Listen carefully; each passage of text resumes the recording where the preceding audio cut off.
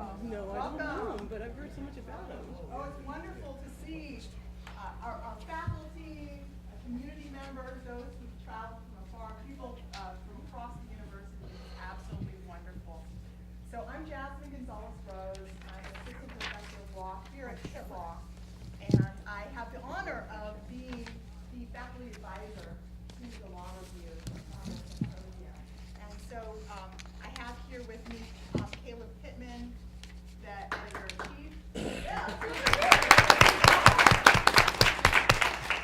And also Megan Block. So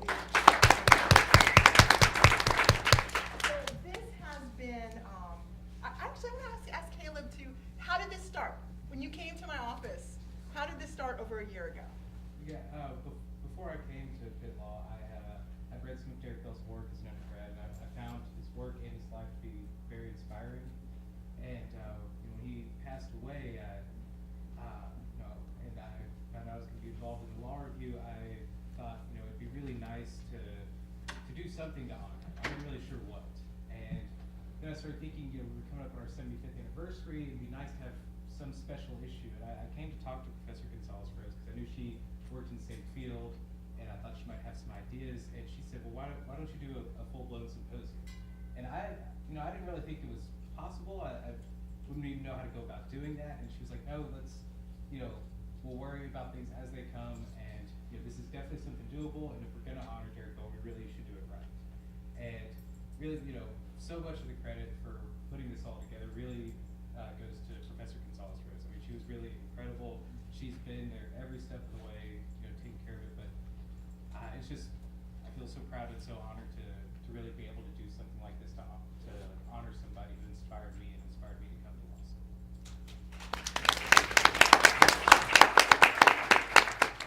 So I want to talk a little bit about the format. You're going to be hearing more throughout the rest of today and tomorrow about this symposium honoring Derrick Bell and really commemorating. They're using the 75th volume of the Law Review, the 4th issue, to commemorate works that have been inspired and relating to Derrick Bell, Professor Derrick Bell. So what is this event about, this roundtable? Well, it was our vision that we would have an informal space. There was such an outpouring to our call for papers for this symposium. And there were so many pieces, such diverse areas. We really didn't want to constrain anything to some particular panel. Rather, we saw all these ideas, people whose work in diverse fields were inspired by the work of Derrick Bell. And so we wanted to share this really cutting edge critical race theory work and reflect on how it was inspired, that legacy, and how we go forward with this work. And there's such a need for this work. So what my hope is that this space right here will serve to energize us for the rest of the symposium. Now, as far as today, we're going to have 2 sessions in this room doing a roundtable discussion. Then we're going to have a reception at 6 p.m. Downstairs, there's going to be music, there's going to be food. Our opening lecture from Professor Ian Haney-Lopez of the University of California, Berkeley will be there signing copies of his new book, Dog Whistle Politics. And then at 7, in the ground floor of the Moot Courtroom, he'll be delivering a lecture on that book and the influence of Derrick Bell in that work. So I'm not going to talk too long. I'd like to give a moment just to, if Megan has any reflections about this time, this space in the roundtable. Well, hearing more from him. See, I'm cold calling. I'm a professor, so I cold call them. I told them, you don't have to say anything. I get them up here, and then I call them. So this is what I do. That's all right. I'm so excited about this event. The last year has been an incredible journey for all of us in organizing this. It's so great to finally put faces with names as far as our scholars are concerned. We've read your work. We love your work. And so we're just really excited. And I just want to echo what Professor Gonzalez-Rose said about this particular space for the roundtable. One thing about Professor Bell that has always resonated with me is his love of scholarship and his quest to share ideas. And I think that this is the perfect platform for that. And so I'm really happy and excited that all of you are here to share in that space.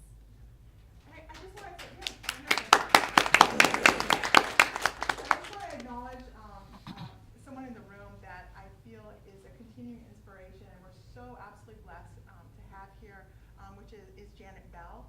And so thank you for being here, Janet.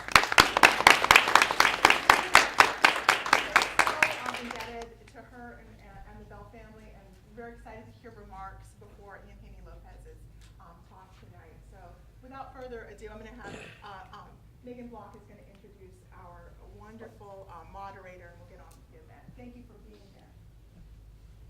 Well, it is such a privilege to introduce Professor Jessie Allen. She has a very strong passion for and commitment to social justice and civil rights. You can tell that through her work experience with the Advancement Project and also with the Brennan Center for Justice. Personally, I had the privilege of working with Professor Allen on a voter ID campaign last fall that was in response to this horrid voter ID law that is happening across the country that has thankfully since been found unconstitutional. But we worked together on that project, and she is fabulous. So we were very lucky to have her here today to moderate. I hope you enjoy. Thank you. Well, you're fabulous too. So we have an amazing array of diverse, but I think related, certainly all related through the influence of Derrick Bell's work today. I should say, by the way, that I also read Derrick Bell's work before I went to law school, and it was one of the things that brought me to law school. And I did have the privilege of meeting him when I taught lawyering at NYU. I'm sorry I didn't know him better, but he was a continuing inspiration, no question about it. So today, what we're going to do, I think, is I'm just going to do really minute-long quick introductions of all 5 of our panelists, and then each of them has a paper that they're going to present to you in 10 minutes. So that will leave us some good time for people to actually have the kind of open discussion that our organizers are looking for. So without further ado, let me tell you who you're about to hear from. Timothy Golden is a philosopher. He's a professor at Westchester University of Pennsylvania. He's also a member of the Pennsylvania Bar. His scholarly research is in 19th and 20th century continental philosophy, African American philosophy, and critical race theory. He also maintains a small appellate practice as a member of the Criminal Justice Act panel for the 6th Circuit. Is that right? Yeah, 6th Circuit, representing indigent criminal defendants. William Rhee is a professor at West Virginia Law School. His scholarship is focused on evidence-based policy in a deliberative democracy. The basic idea here, he says, is that both citizens and government are expected to justify their laws with public reason. That's his focus.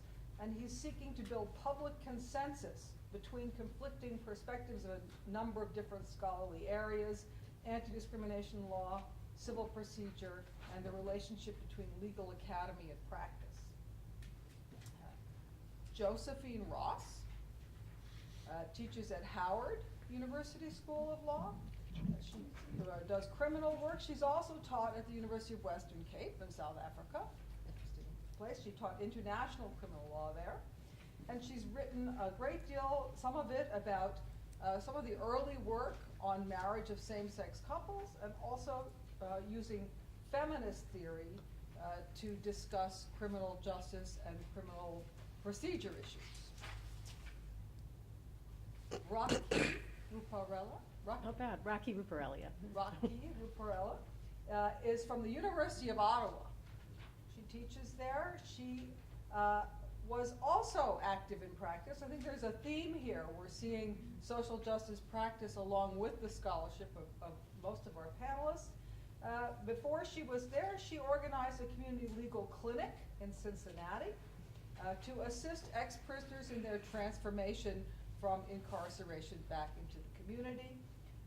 She's also done judicial training sessions, and she teaches a number of different things, and her work focuses on social justice and race and anti-racism. And finally, as I said before, our cleanup hitter will be Andre Smith, who's a professor at Widener Law School from Delaware.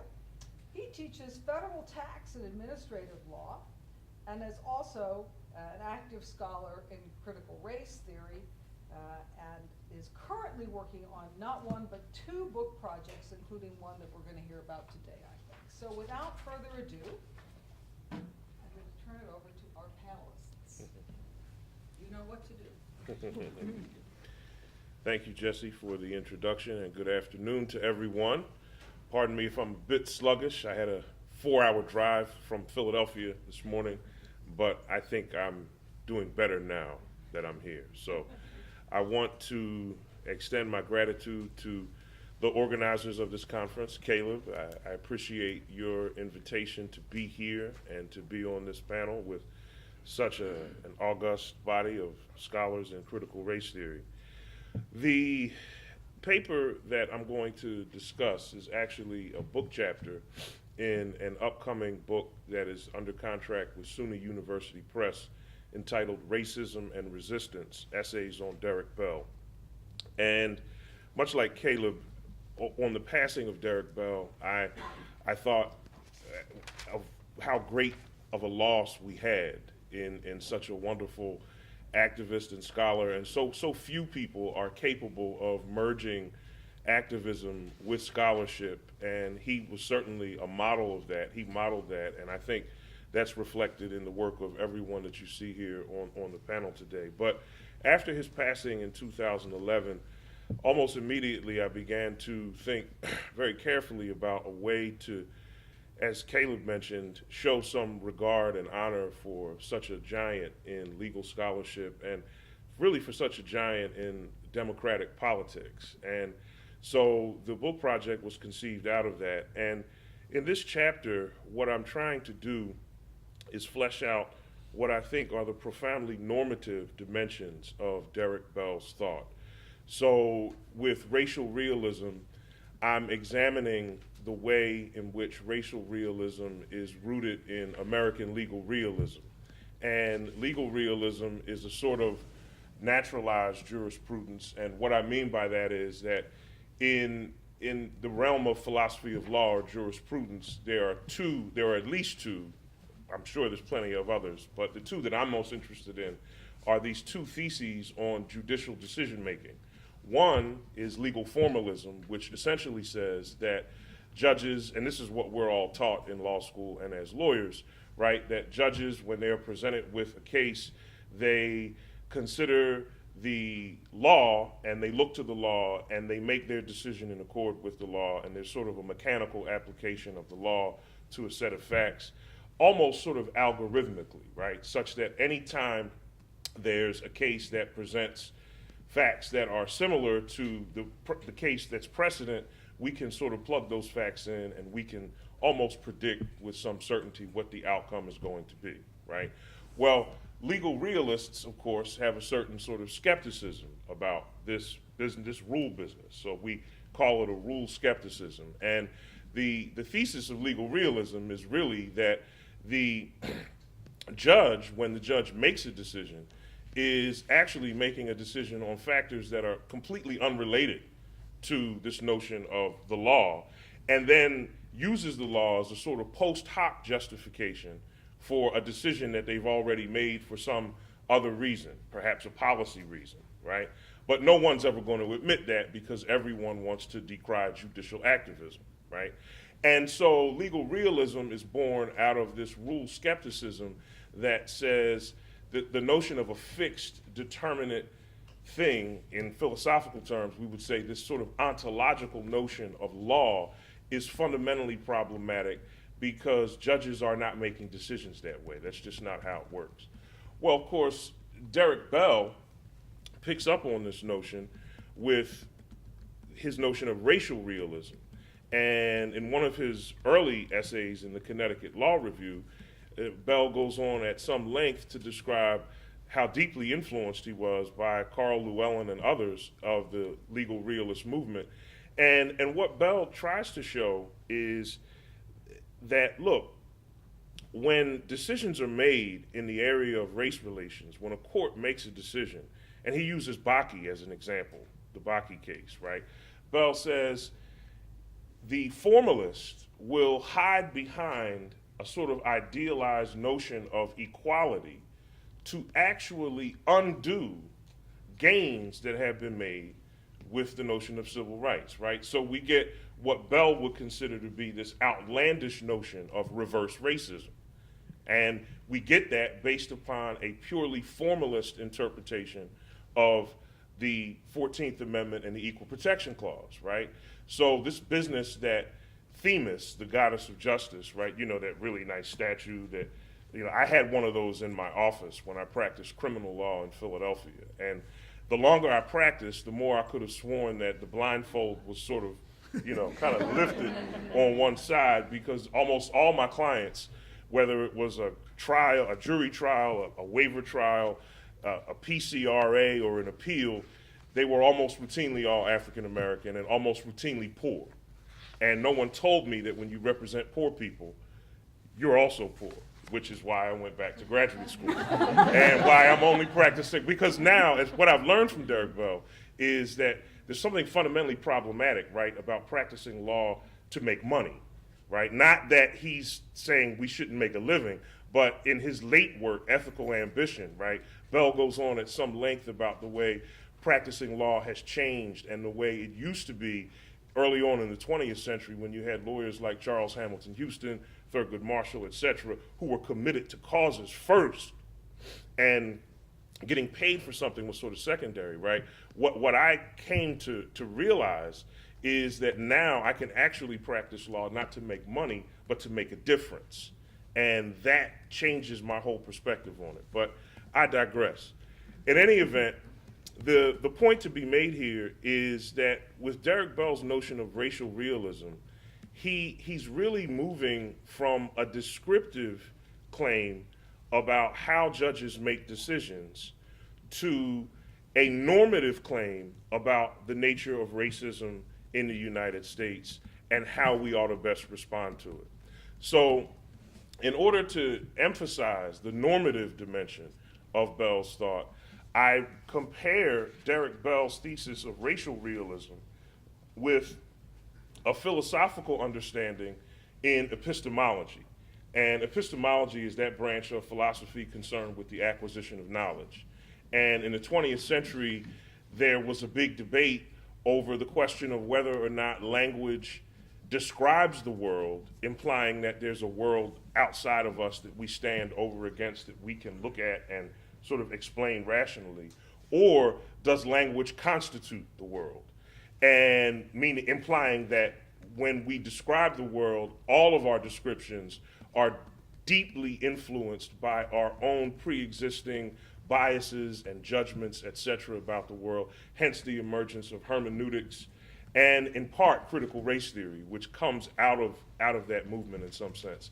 And so one of the leading proponents of the latter view in analytic philosophy in the 20th century was Willard Van Orman Quine, who basically said, when you describe something, you're not describing the world as it is in itself as you stand against it, but the description that you give is inherently value-laden, theory-laden, et cetera. But Quine sort of stops there, right? He just gives a thesis about the nature of knowledge and says what people are really doing is sort of descriptive psychology, and then he stops. Well, what Bell wants to say is, he wants to go a step further and argue, look, not only are we just describing things according to our own biases and prejudices, but there's something fundamentally wrong with that, and we thus have an obligation to fight against racism, even though it is permanent. And now we come to Pitt Law's own George Taylor, right, and his observation that at the crux of Derrick Bell's scholarship is a paradox. For on one hand, racism is permanent, yet on the other hand, Bell argues, I think, quite clearly that we have a moral obligation to fight against it. So humanity is sort of engaged in this Sisyphus-like struggle to achieve the impossible. And it's in this notion of impossibility that we are kept honest, that we could never get to be too comfortable, and that we could never sit back and say that we've achieved something that we haven't really achieved.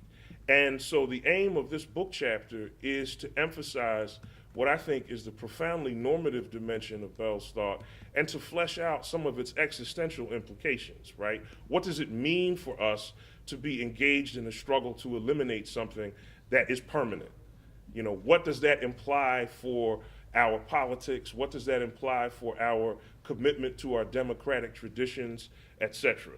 So I'm very excited about it, and I have another chapter in the same book on Derrick Bell and storytelling, comparing him to Kierkegaard, but maybe we can have a conversation about that at another time, because my time is almost up. Thank you so much. Thank you. Thank you. I have a PowerPoint.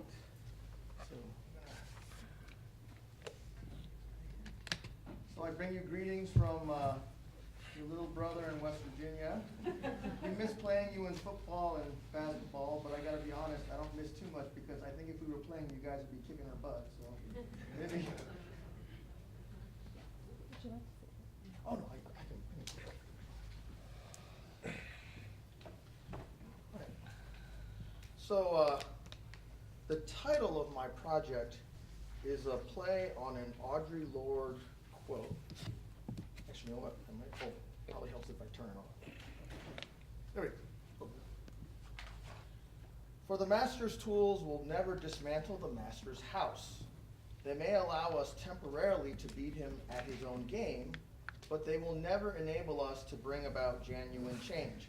The master's tool I'm talking about here is the rule of law. It seems like a lot of our speakers are going to be talking about the rule of law. Tim was talking about it. Legal formalism and textualism, which is used to create legal doctrine. So can legal doctrine, and by legal doctrine I mean the law in the books created through the democratic rulemaking process that we all teach in law school, stop racism?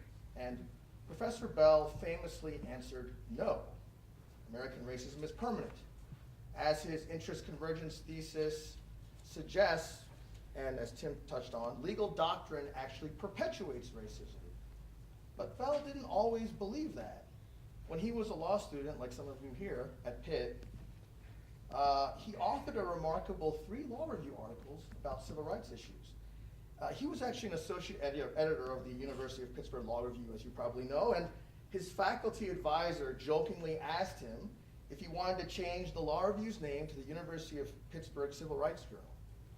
Maybe you could name your symposium that, the University of Pittsburgh Civil Rights Journal. So now, whether racism is permanent and perpetuated by legal doctrine, that's the standard critical race theory belief, or whether racism is an aberration curable through better legal doctrine, that's the classic liberal civil rights belief, it's impossible to prove.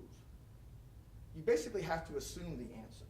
So my work in progress, and it definitely is a work in progress, so I welcome all your comments, explores that conceptual question through the life and work of 2 great legal innovators.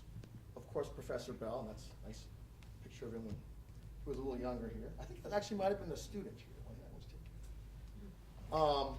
And of course, Professor Bell is the godfather of critical race theory. And Herbert Wechsler, who was one of the founders of the Legal Process School.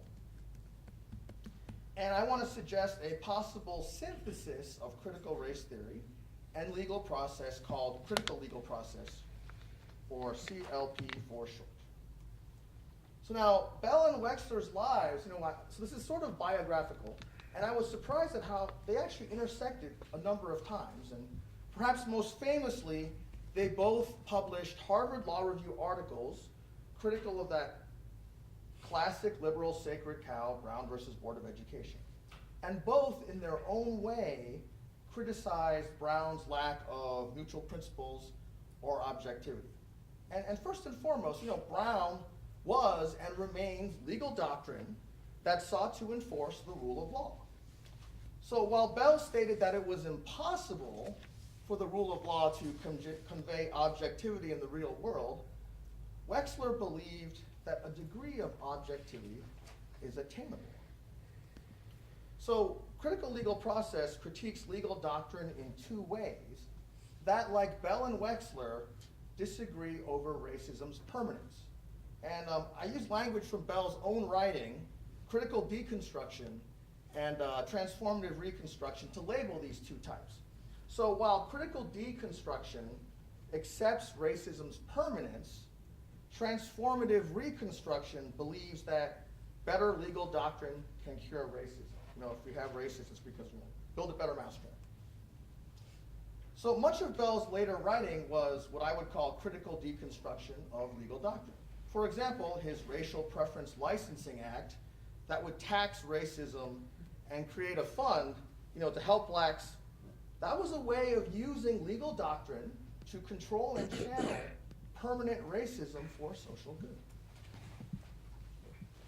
Transformative reconstruction is what Wexler sought to do and answers that common majority question, which, you know, we're all familiar, if anyone who's in critical theory is familiar with. Okay, well, assuming we agree with you, what would you have us do now?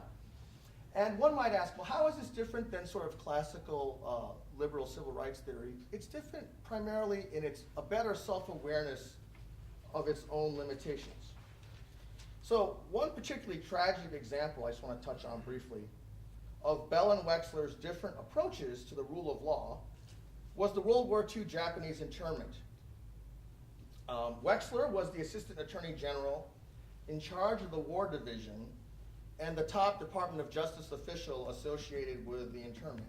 And ironically, he worked with then California Attorney General Earl Warren.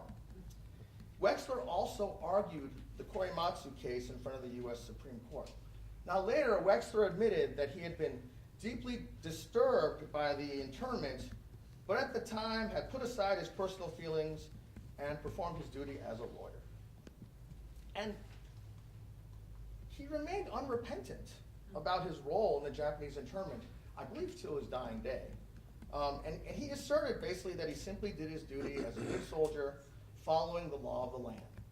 In a 1980 interview, he actually volunteered this to the interviewer. He said, you know, the interesting question you need to ask me is whether or not I should have resigned from that position.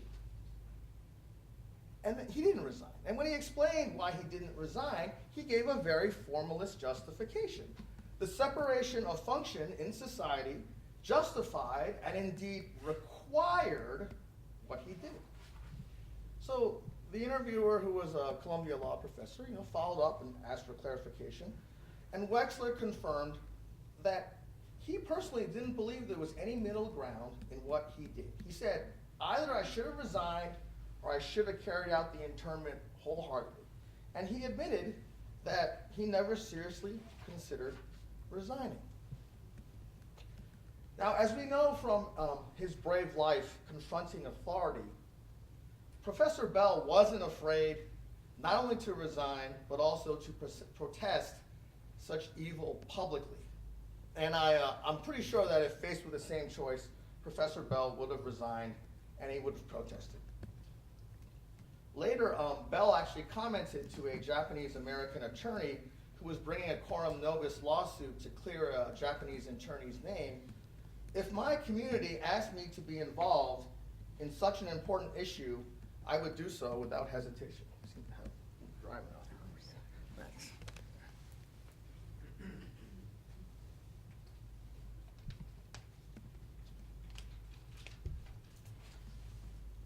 So, although Bell had largely given up on the rule of law, I mean, he didn't believe in objectivity of legal doctrine. Later in life, sometimes he admits in his writings of feeling ambivalent. One time he wrote, I can't claim that I've totally lost my sense that the answer is one more lawsuit and one more effort to get traditional civil rights legislation passed. In Bell's masterful Faces at the Bottom of the Well, he presented his own synthesis through Herbert Wexler's fictional daughter, Erica Wexler. Erica was a white lawyer, fully aware of her privilege and the threat to blacks that other whites posed. She helped organize white citizens for black survival. Using the master's tool to dismantle his house would be a fitting homage to the late, great Professor Bell. Thank you.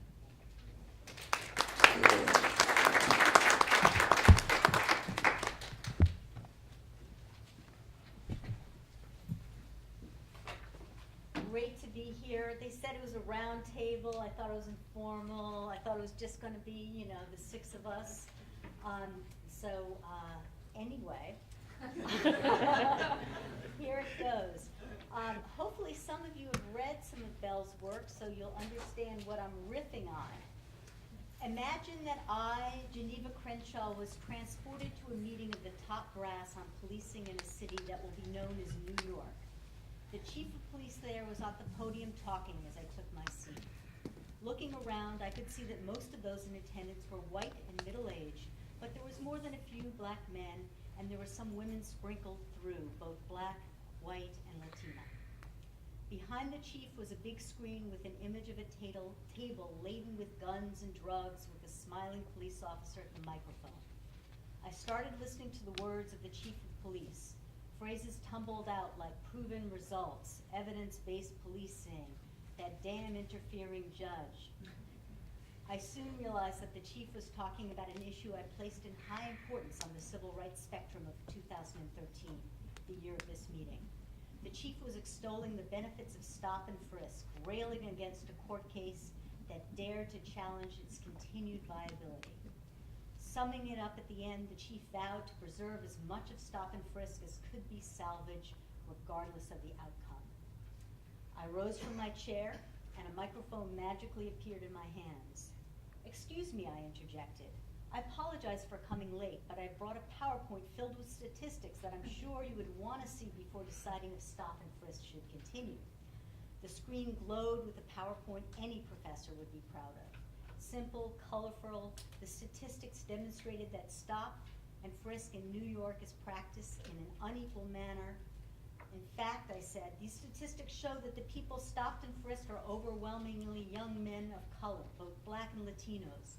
It shows that the data assembled from the last year we know, 2011, proves that the number of black men stopped exceeded the entire city population of young black men. In fact, here I was interrupted by some laughter. "Do you think that this is new information to us?" asked the chief. "Who do you think provided the information to the court and to the judge in the first place?" I hesitated a moment before asking what I thought was a reasonable question. If you know the stats prove that stop and frisk was practiced in a racially discriminatory manner, and that it's been true for a decade, why do you continue the program? The chief started to answer, but through the conference room, people were talking, and someone would shout overtime, and there was a here, and so forth. And the chief started to give me the long, rambly reason that you can read if you want to read the arguments that were discounted in the Floyd case of 2013 by Judge Hidlin. But before he could really get far into it, the screen behind him changed. Pictures of weapons melted away, and instead there were police handcuffing and frisking children as they left school. There was a big commotion as kids fought back and tried to run. Most of the officials pulled out their phones to check emails, but someone shouted, "Hey, that's Frank's kid." Everybody looked at the red-haired youngster as he tried to fight off two uniformed cops. One grabbed him by the scruff of the neck while the other placed his hands between his legs and roughly, systematically checked for anything stored in the kid's crotch area. "Don't touch my junk," yelled the kid. "My dad is a sergeant." "Hey," yelled Frank, "what's going on?" But the other officers started to spot their kids in the melee. The officers in the room started to get busy, texting and phoning. With that, I vanished from the room to go sit next to Derrick Bell. "Derrick," I asked, "is that what you meant by interest conversions?" "Indeed," he answered, "but it is an example of interest conversion, but the non-magical variety is usually a lot more subtle than that." Okay, so with that, we see that there is a interesting problem. And the statistics that I was mentioning in the story are all true.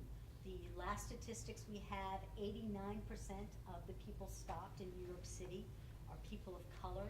Whites were only 11% of the stops. People that were stopped, the officer has an additional decision whether to frisk, and whites were less likely to be frisked than people of color. So the problem is huge, and it has to be understood as a gateway to the problem of mass incarceration, which is responsible in large part for keeping poor communities where they are unable to get the resources to compete.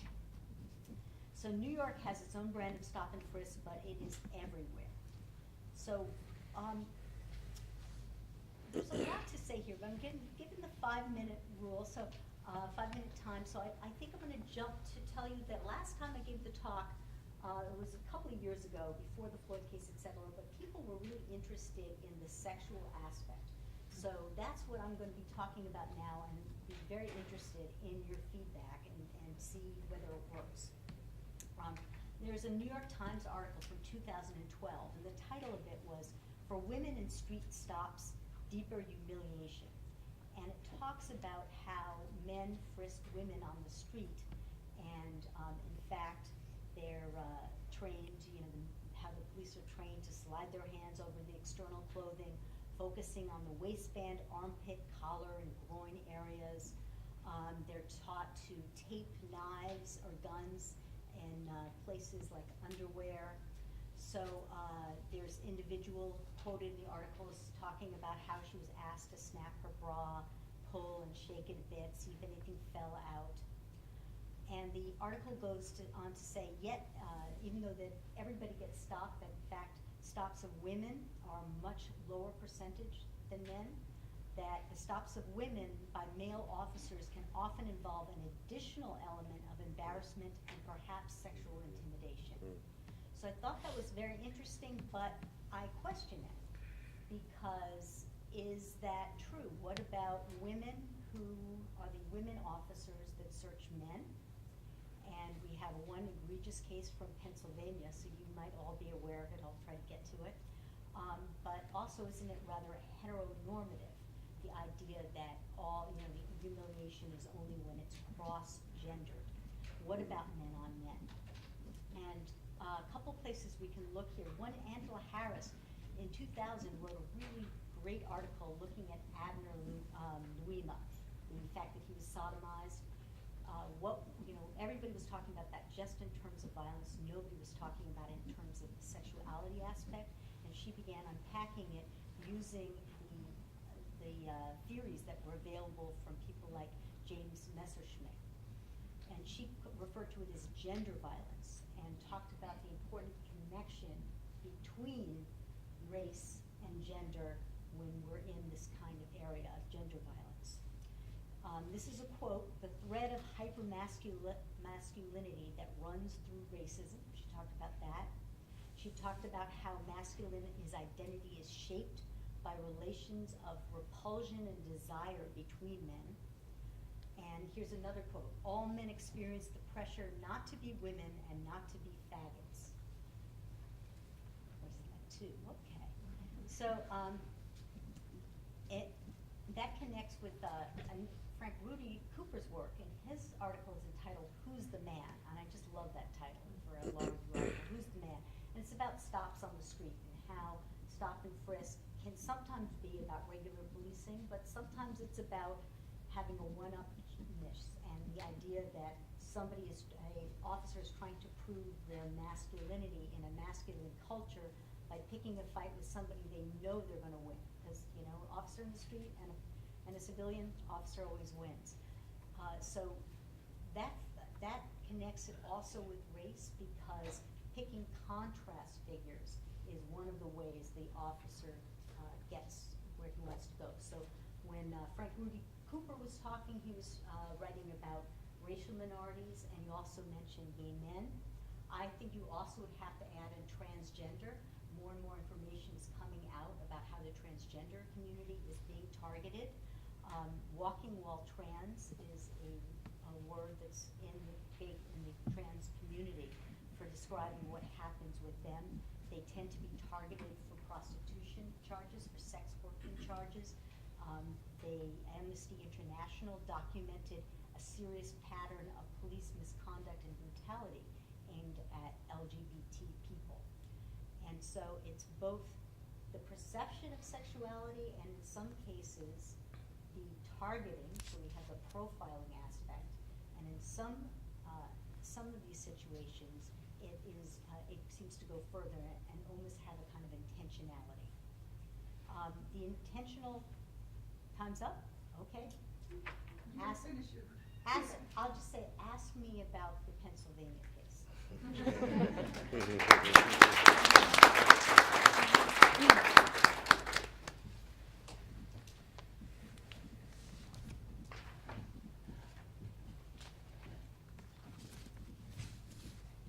Well, first of all, I just want to say what a great honor it is to be part of this symposium these next couple of days. And I just want to thank the organizers for putting together such a wonderful gathering and for allowing me to be included. Between winter storms and broken planes, I almost didn't get out of Ottawa. It was several attempts over the last 2 days to try to fly out, and I eventually was able to do it with a very long layover. And I'm pretty sure if it had been any other conference, I wouldn't have bothered. I think I would have turned back and gone home. So the fact that I didn't turn back, I think, is a testament to how much Derrick Bell has meant to me personally and my development as a scholar. It's such a tremendous privilege to pay tribute to such a great and principled intellectual and activist force. Probably one of the greatest, I'd say, that's ever graced the halls of academia or the legal profession. Like everyone else here, I've benefited in so many ways from Professor Bell's work that I struggled with how best to use a mere 10 minutes to explain the ways he's influenced me. And I know that anything I say will be inadequate, but I'm going to try to give you a little bit of a sense. I've chosen not to focus on one specific paper, but to talk more generally about how his work has influenced my own. As a critical race law professor in Canada, I feel like it's my obligation to note right away that that Derrick Bell's influence has extended far beyond US borders, and that may seem obvious to some of you, but I wanted to point out how much it has influenced Canadian legal scholarship as well. Actually, the first time I met Professor Bell was in 2002 in Toronto, when I think he was doing a book tour at that point, and I was a recent law graduate, and not surprisingly in complete awe of my intellectual idol, and I was very excited to see him, and apparently half of Toronto was too. The room was absolutely packed, and it was really exciting to be there. And I remember standing in line for quite some time afterwards to get him to sign my book, and nobody was complaining about the long lineup. Everyone was just so thrilled to be there. But I remember when I got to the front and I had a chance to say hello to Professor Bell, he stopped and he paused and he engaged in this fairly lengthy conversation, given the fact that there were probably 100 people still behind me, and he asked questions about myself and quickly found ways that we had things in common. And what I witnessed at that point is how remarkable and kind a man he was, and the kindness that was behind all this powerful scholarship that I had read, and his generosity of spirit. And now as a law professor, I feel that I benefit from his generosity of spirit through his scholarship. I feel that he's shared so much with us. He's absolutely shared all of his knowledge with his reader, and that's to our great benefit. I know that today I wouldn't be able to do the kind of research and teaching that I engage in without the impressive body of work that Professor Bell produced. And indeed, I may not even occupy a space in academia. And I think I can say with a measure of certainty that this is true for my other colleagues in Canada who also tackle and challenge institutions of racism and white supremacy in their research, teaching, and practice. The insights and lessons that he offers on racism in the US, sadly but easily, I think, transfer to the Canadian context. For me personally, with every new project that I undertake, it has become reflexive for me to grapple with many of Professor Bell's ideas and theories. And one way in which Professor Bell has influenced my own work, and he clearly has so many others as well, is through the use of narratives in legal scholarship.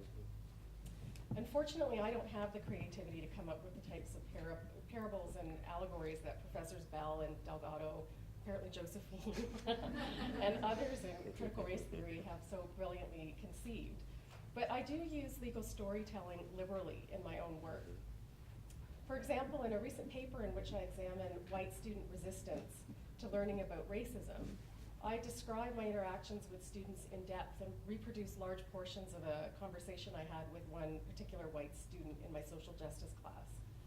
And for me, using that as a starting point for my analysis was a far more effective way to express the complexity of my experience with white students rather than using more traditional academic prose. Derrick Bell clearly pushed the boundaries of academic scholarship and introduced innovative ways of thinking and writing about racism. Without his work, which not only invented but also legitimized, I'd say, these new approaches to scholarship, I would not have written the piece that I did on my experiences with white students, and moreover, it likely would never have been considered or accepted by a mainstream law review. Another way in which Professor Bell's work has directly informed my own is through his profoundly important theory of racial realism, which I suspect we're going to hear a lot about over the next 2 days. Accepting, albeit reluctantly, the permanence of racism and the reality that racial equality is an unattainable goal has shifted my own thinking about how we need to move forward.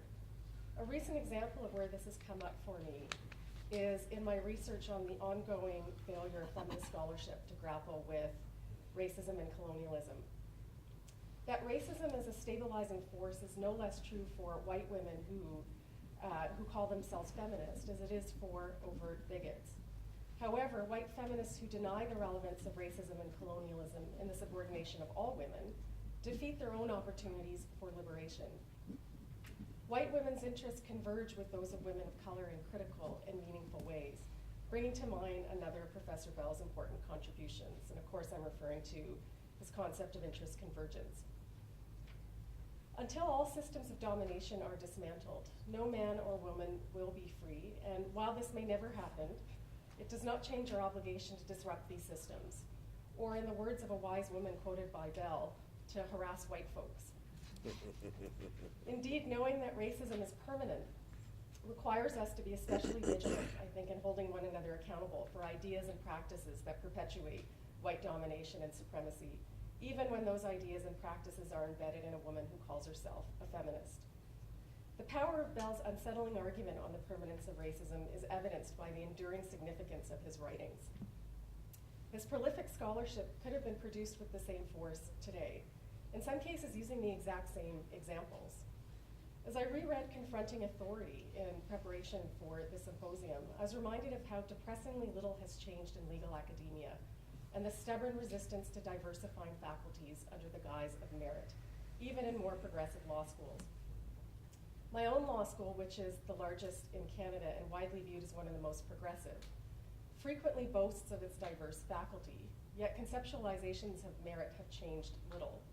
Indeed, most, if not all, of the people of color on my faculty have not only met the traditional standards that Professor Bell spoke about in confronting authority, for example, with appellate court clerkships and graduate schooling at elite institutions, we've also been required to have further qualifications that go above and beyond our white counterparts.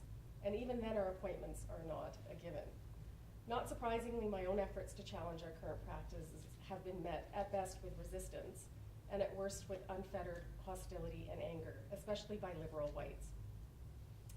Professor Bell's work has forced me to acknowledge that white people will not be compelled to surrender the privileges they enjoy as a result of racism on the basis that it's the right thing to do. Attempts to undermine racism, I realize, have to be much more pragmatic if we are to instigate change. This theory struck me as discouraging at first, but now I view it as quite empowering. And knowing that I only have a couple of minutes left, I'm just going to mention something quickly around my students' reaction to his theory of racial realism. So this is a piece that I introduced very early in the term in my racism in the law class. And it's interesting to see how strong student reactions tend to be. So there are some students who just find the idea depressing, but many students also become really agitated and quite angry at the idea that racism is permanent. They either refuse to believe that this is true and that racism is embedded as part of our social fabric, or they wonder what the point of all of our work is if nothing is ever going to change. But interestingly, as the term progresses and we engage more with Professor Bell's work and other critical race theorists, students become more engaged with these ideas, and they start to see that maybe Derrick Bell had a point with what he was suggesting. And their perspectives start to transform. And what I find really interesting is that they can use Bell's arguments to start to strategize, which is very gratifying as a professor to see that. They start sharing ideas with one another. They start to build a community with other students, both in the class and outside of the class. And I think they make the course better equipped to battle racism, more strategic, and surprisingly energized, given where they start. This, I believe, is the magic of Derrick Bell's life and work. It provokes us, it frustrates us at times, it disrupts our way of thinking, inspires us, and most importantly, it moves us to action.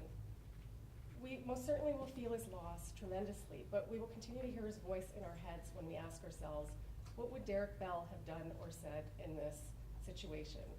And we will hold ourselves up to a higher standard. Honoring Derrick Bell properly demands no less. I wish us courage. Thank you.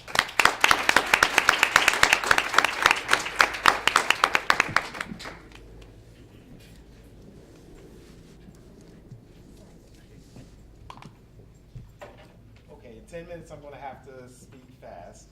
What I'm presenting to you today is a book project I'm working on entitled Afro-Atlantic in Jurisprudence. So first the story, I did meet Professor Bell in 1998, I believe. I was a student at Howard University Law School, and I was introduced to Professor Bell by the late J. Clay Smith. And I said, and I was very excited, I said, Professor Bell, you're the reason I went to law school. He said, I'm sorry. I was not. I enjoyed my time at Howard, and since then, and whatnot. And the reason I did go to law school, this is the truth, earlier in the 90s, I'd read Faces at the Bottom of the Well. And the second chapter, Afro-Atlantic Awake, affected me very deeply. So the story in Afro-Atlantic Awake is that a volcano erupts in the middle of the Atlantic Ocean, halfway between Africa, halfway between America. A landmass forms. For whatever reason, only black people can live on this island. Now, the chapter in the book discusses the conversation in America. Do we go? Do we stay? Do we let them go? Do we not let them go? Or whatnot? And it kind of refers to the issues dealing with Marcus Garvey and other issues where it was like, go back to Africa, but no, don't go back to Africa and whatnot. Well, I took a different spin on it. For me, the question was, what's the law then? What is the law in Afro-Atlantica? Right? How would we guarantee, or at least try to make the experience in Afro-Atlantica better than the experience in the United States of America? And I would suggest that whatever the answer is for Afro-Atlantica is the answer for the United States, since it seems most of us are staying. So that had been, since that time, my goal in life is to figure out what is the better legal system. So it is trying to, again, as Rhee mentioned, trying to move from critical theory to constructive theory, right? To take our criticisms of the way the law is and use it to reconstruct the law into what we would like it to be, especially to the extent that we are in what we call a public choice environment in law, right? As opposed to the civic republicanism belief that we are all in it together, we're all going to negotiate the law so it's best for everyone, that each person is as concerned about everyone else as they are for themselves. Public choice assumes that there are groups, there are factions, that you do have interests, and that the law is the end of a competitive process, right? And so that you have to fight and negotiate for the content and structure of law as it is. And so, in my view, Derrick Bell clearly anticipated this, and the interest convergence, racial realism, all lend very directly towards that legal ethos. And so, without saying that I've found the better system, my suggestion is that I've developed a concept that I call asymmetrical market imperfections. That even whether you are in the United States of America, whether you are in Afro-Atlantica, no matter where you might be, wouldn't it be good for the government to make sure that market imperfections are not asymmetrical as to race, gender, sexual orientation, etc.? If we are talking about a free market, a free, fair, just market, well, that means something, and we need to interrogate that.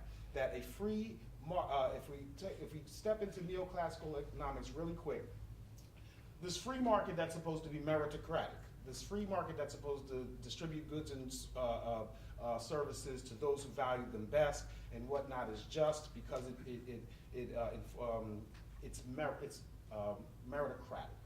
However, a free market requires that everyone is a profit maximizer, perfectly rational, will sell their own children for the right price. We know that's not true.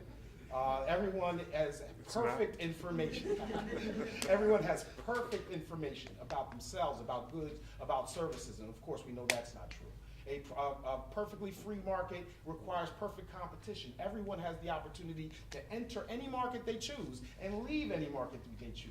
We know that is not true. A perfectly free market also has no transaction costs. We long since known that was not true. And so we accept, you can take any administrative law book, you can take any book on economics, that the government has a responsibility to address market failure, that it has a responsibility to address imperfect information, fraud, deceit, etc., that it has a public education, that we acknowledge that there are transaction costs and they need to be distributed. They need to be distributed fairly, equitably, right? That competition, the Magna Carta of capitalism, the antitrust laws and others, to make sure that competition is free. When we have the civil rights laws that we do have tend to establish an ability to enter into markets. So we acknowledge that the government, it's almost entirely uncontroversial that the government has, if not the responsibility, it has the authority to correct market imperfections generally. Then it ought to also have the authority to address market imperfections that are asymmetrical relating to race. Even we know competition is imperfect, but because of the wealth structure, because of the lack of capital that's intergenerational, we know that people of color will have less opportunity to compete. The same thing we have with information. We also know that crime, violence, environmental costs and all that are placed into or zoned into neighborhoods of color, right? So the transaction costs are asymmetrically distributed. So in my view, this concern for asymmetrical market imperfections meets every legal challenge, or I've tried to have it, or try to think of a way that it meets every legal challenge that we have. First of all, it is we have a tension between critical race theory and law and economics over the last 25, 30 years. I've never understood why, because I've always seen that the market can explain racism. The market can, because we do not have a perfectly free market, those imperfections, race is part of that imperfection. It is consistent with Nozick's libertarianism as well as Rawls' progressiveness. It is consistent with the calls for an expanded equal protection clause from the likes of Charles Lawrence and what have you.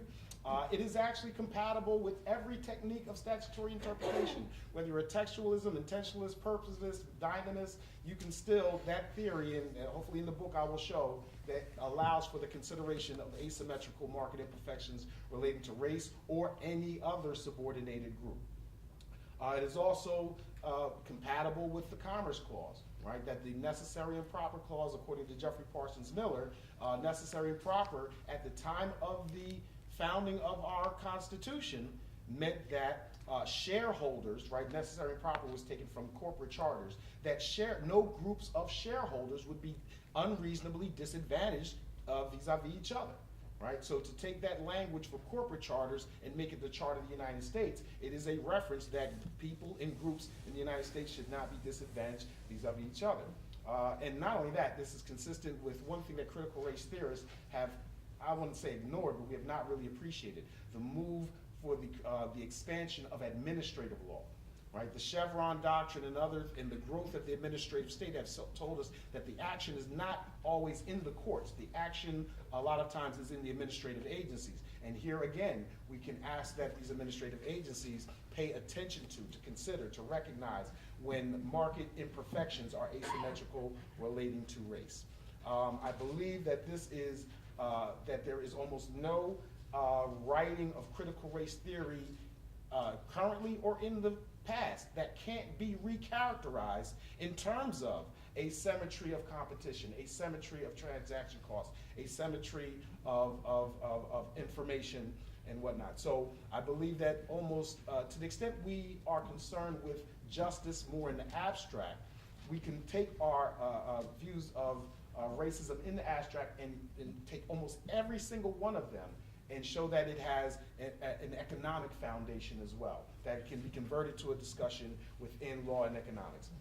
And to close out, well, let's also invoke this concept of interest convergence and divergence, because to the extent we are to the extent we know that interest convergence means that we may all join together to create laws that address subordination, we also know that we have to recognize when the interests diverge, and that's when perhaps we have to take this idea of public choice theory and the coalition of groups towards their own self-empowerment very seriously. And I would say between those four precepts of a free market, the ones where our interests converge the most is transaction costs and competition. Because those two things, as Derrick Bell would show, demeans asymmetrical market imperfections for any groups when it relates to competition and transaction costs is visible, and therefore embarrasses the United States. It shows to the rest of the world we are not the meritocracy that we claim. So the interest in fighting racism converges with the interest of meritocracy and our standing in the world. However, when it comes to asymmetrical profit maximization, or what black folks would call a slave mentality, or what have you, and also when it comes to asymmetrical information, that does not, there seems to be a divergence there, because we see that as a zero-sum game. What you get, I don't get, and whatnot. And so in those two instances, it's where black folks or people of color need to coalesce together and address those issues fairly internally. So that is the project. Definitely welcome questions on any aspect of it.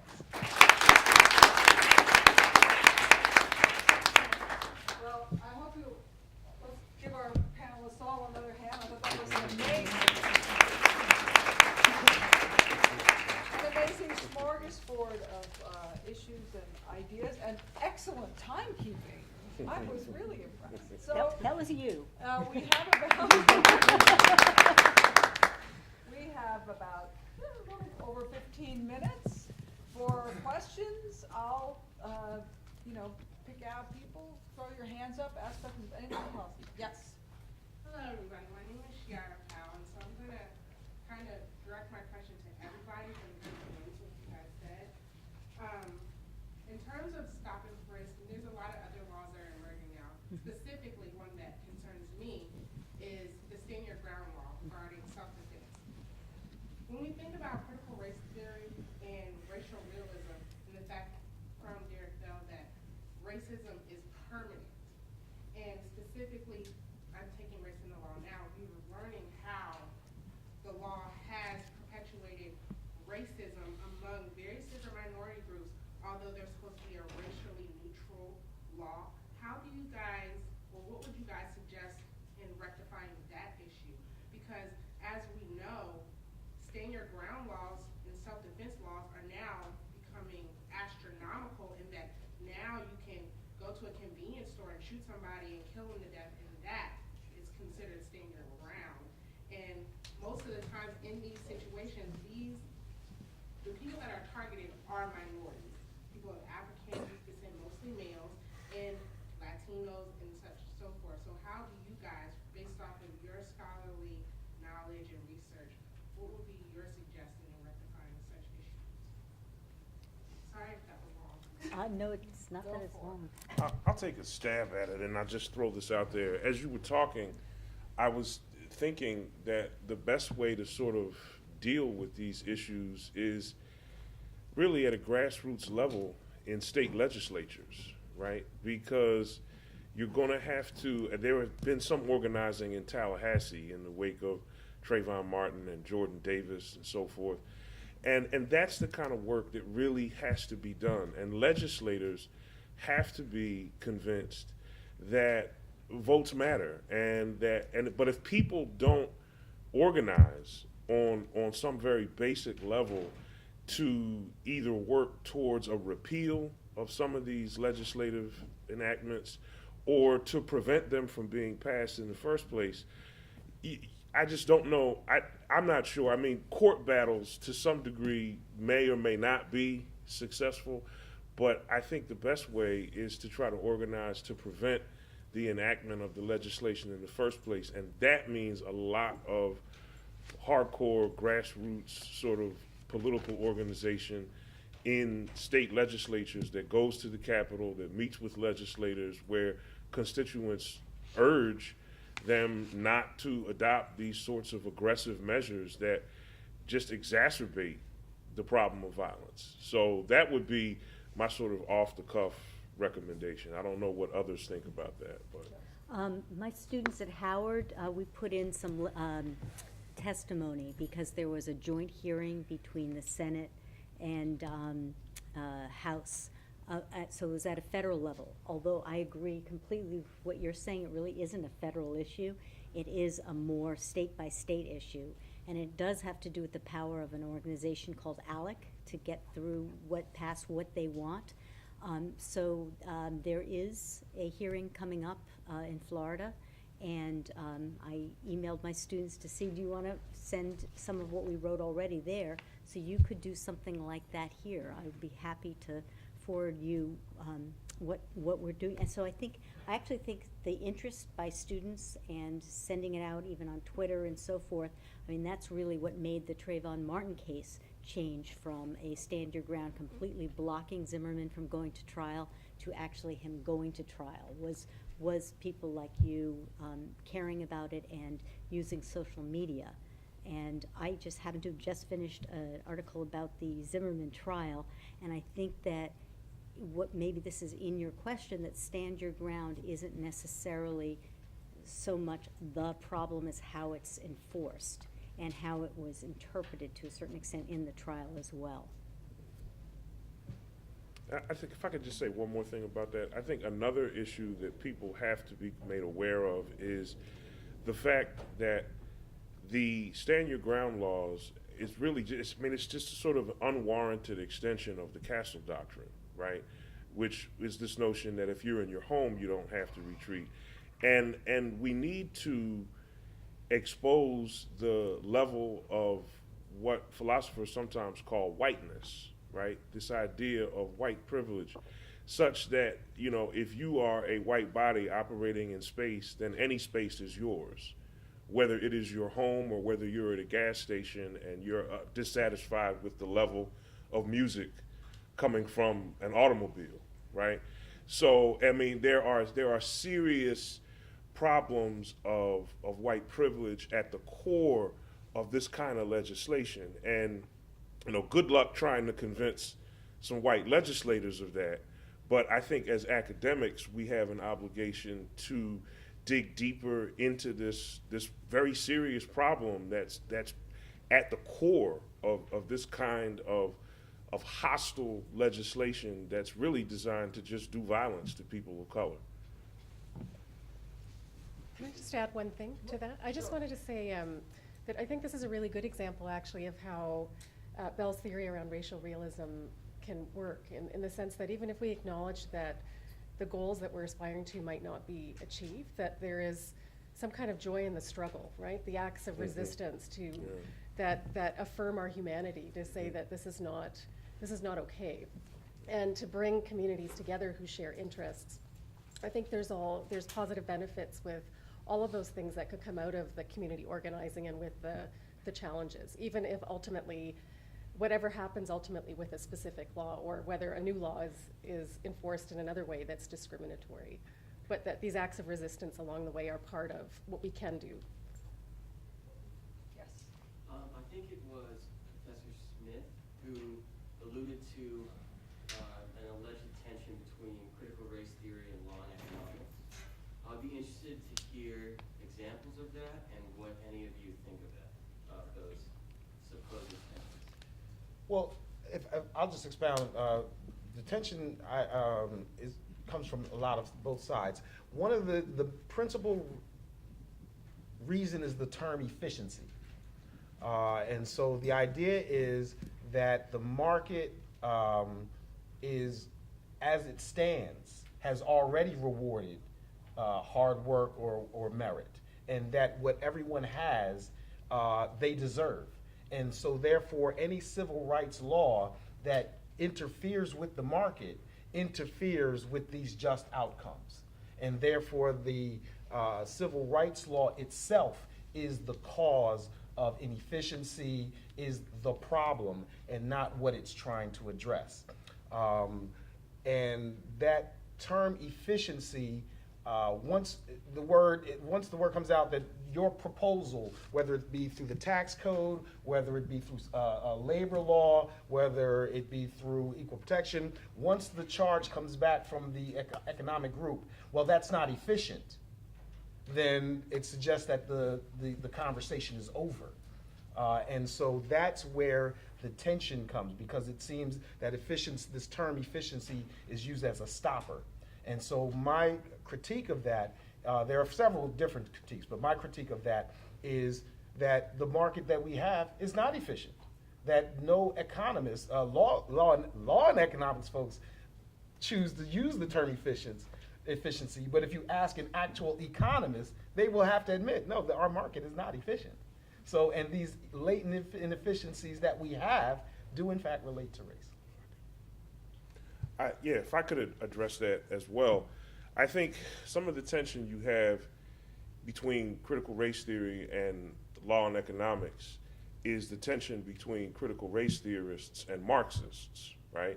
So you have a Marxist economic theory that's going to argue that the central feature of social revolution is not race but class, right? And that it's class distinctions and economic issues that have to take center stage, whereas the critical race theorist is going to argue that no, race is the fundamental category, right? And it has to be the catalyst. So you have these competing ideas there that create a lot of tension, and there's a real question from a philosophical standpoint as to whether or not this is from the perspective of a critical race theorist, as to whether or not it's advisable to employ an economic theory that comes from 19th century Germany and sort of superimpose that on an analysis of race relations in the United States, where there wasn't exploited labor, but there was just flat out free labor, right, for hundreds and hundreds of years. And so there's some real tensions there between the issue of race and class, and one of the real questions is going to be whether or not a Eurocentric 19th century economic theory is going to be viable in the fight against racism here in the 21st century United States. So that's another source of tension, I think. And don't forget the prison complex continues that. Of course, that's exactly right. One additional dire thought is that based on our economy and our theory of economics, we deal with power as money. And our opponents have, at this point, the money. And so no matter what we will say about the inhumanity of stand your ground on civil legislation, the American Rifle Association will make sure that the legislators, after they hear from you, and you with your letters, will then get the payback from the Rifle Authority, and they'll vote the way their masters told them to vote. We need to address that. I don't know how we do that. You have to tell us. Depending on Well, if you mean how do we organize to that level, such that we are as effective as, say, the NRA?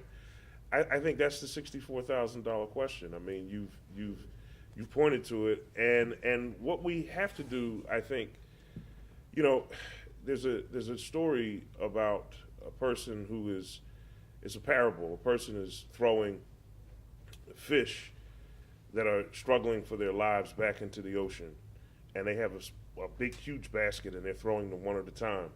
And a person says to the person throwing the fish back into the water, you know, that's not making a difference. And then the person throws one in the ocean and says, it just made a difference to that one, right?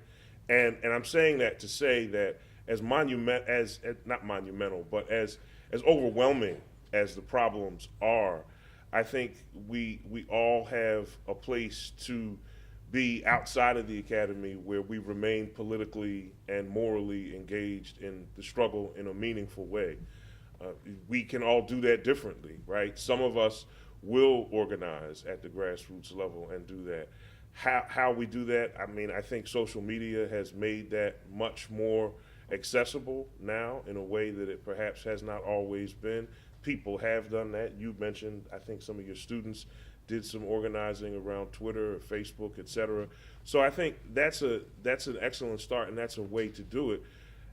But, you know, if you're not doing that, then, you know, there are other things that each of us can do. You know, I try to keep my foot outside of the academy by representing poor people in federal court who are appealing sentences that are frankly draconian, right?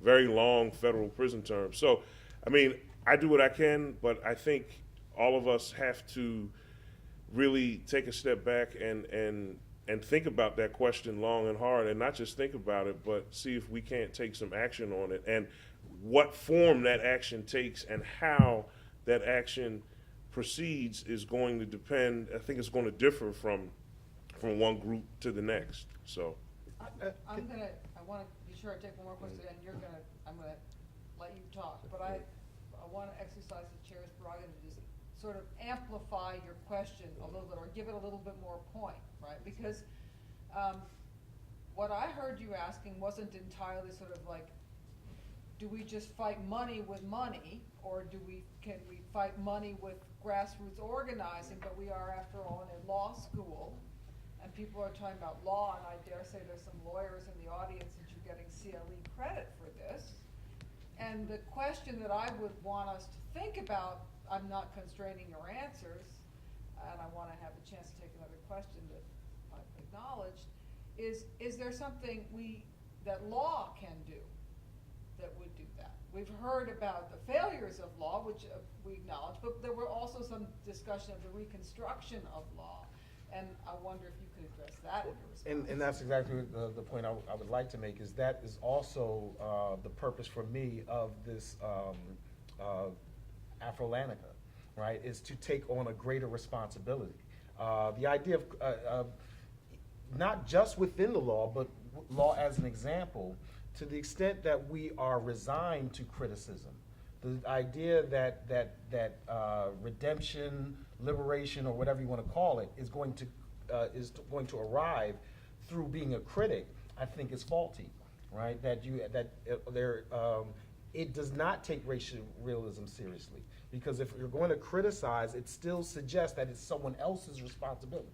It's someone else's responsibility to change, right? So the critical aspect says, yes, I don't like what you're doing, but the transformative constructive act says, I don't like what you're doing, and here's what I'm going to do to respond. And I hope you take your responsibility seriously, but I have to take my responsibility seriously. And so I think that as critical theorists within the legal academy, we need to lead on that first step of moving from criticism to construction. So I can't remember who said it, but if you don't want to be nothing, doing nothing will get you there, right? And so when we talk about our youth, when we talk about our very smart younger brothers and sisters or whatnot that seem lost in the struggle or what have you, they can criticize, they can tell you what's wrong with the system, but feeling that responsibility to build the better system, I don't see it in them, and perhaps it's because they don't see it in us.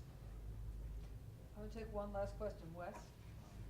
Wes Superior, I'm one of the staff editors of the Law Review. Thank you for being here today. I just had a question. This perhaps relates more to the stop and frisk policy, but part of in New York, part of the police response was that, well, you're seeing this result in a higher amount of minority population being stopped and frisked because of the fact that more of the crimes are occurring in higher minority population neighborhoods. So when someone says something like that, how do you not let that be It's not That- correct. Right, it's the stats that did that one in. What happened was, because stop and frisk, there was lawsuits before, so stop and frisk actually might be an example of where law and lawsuits work, but it can't work alone. It really took, political organizing to get a different mayor in there, et cetera. But starting from about 10 years ago, they're bringing lawsuits, and as a result of the lawsuits, they had to keep track of who they were stopping and why they were stopping. And then a brilliant professor from Columbia took a look at all of that, crunched the numbers, and came out, and it turns out that almost every argument along those lines was completely false, not backed up by the facts at all. And so that fell by the wayside. When you have an argument with somebody who says that, it's just that circular nature, which is what we're saying the problem is. Because black people are, even though we know more white people use drugs than black people, by targeting poor people and minority people to be stopped, that's who they find marijuana and other drugs on. That's who gets arrested, even though it's more white people that are using. And so it becomes this circular, sort of self-fulfilling prophecy. Well, and I feel constrained to say that, for anyone who doesn't know it, that another Pitt Law professor's organization is the group that brought the stop and frisk case. Jules LaBelle is the president of the Center for Constitutional Rights. They're the lawyers who litigated that case. So, it's time, we're right on time, and I want to again thank our wonderful panel. It was a great way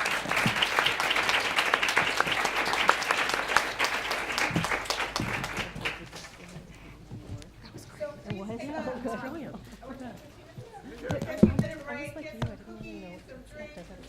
It was good. I just glad I wore a suit. Your face is very familiar. Yeah, all right. Okay, I'm 2000. Oh, good.